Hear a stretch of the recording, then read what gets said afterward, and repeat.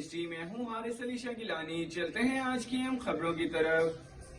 تازہ ترین خبروں سے باخبر رہنے کے لیے ہمارا چینل سبسکرائب کیجیے۔ رخ کریں گے رینالہ خورد کا، جہاں سے رپورٹ کر رہے ہیں ہمارے نمائندے سرفراز احمد بھٹی۔ رینالہ خورد تھانہ صدر کی حدود میں پولیس دیہاتیوں اور ڈاکوؤں میں مقابلہ۔ رینالہ خورد مسلسل 6 گھنٹوں کے سرچ آپریشن کے بعد 2 ڈاکو آتشی اسلحہ سمیت گرفتار۔